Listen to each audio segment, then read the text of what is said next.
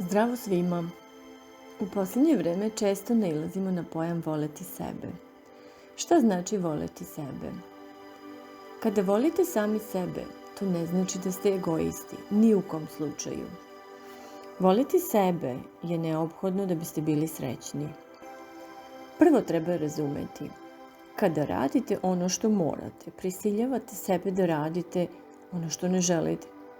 Nemojte sebe prisiljavati, jer na taj način sebe činite potpuno zasigurno nesrećnima. U ljubavi prema sebi nema mesta za ja moram.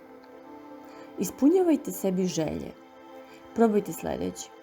Izdignite se iz situacije u kojoj ste, svoje realnosti. Sagledajte sebe iz druge perspektive. Odozgo, sa strane. Primetite da ste jedno divno, predivno svetlo biće. Upitajte tada sebe. Šta želiš sada da radiš? Šta bi te sada učinilo srećnim? Obično su to neke male svakodnevne stvari. Ples, šetnja, hrana, društvo, kafica. Pa kada dobijete odgovor, odmah ustanite i uradite to isto. Bićete srećni i zadovoljni sobom. Krenite od malih stvari. Poklonite sebi cveće ili knjigu. Pružite sebi radost i sreću. Naučite šta vas čini srećnim. Upoznajte sebe i steknite istinsku moć i istinsku mudrost.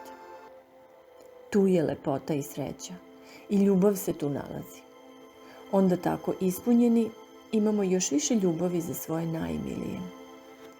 Zatim podržite sami sebe. Na taj način pokrećete u sebi ono što je spavalo do tada.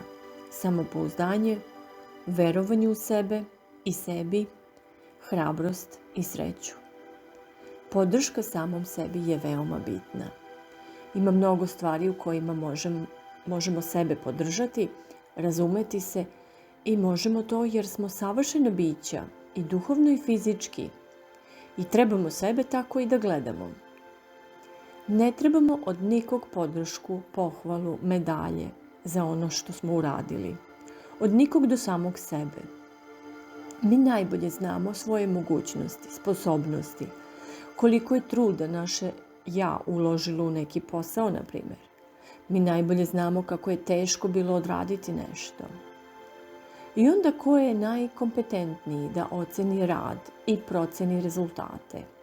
Pa mi naravno.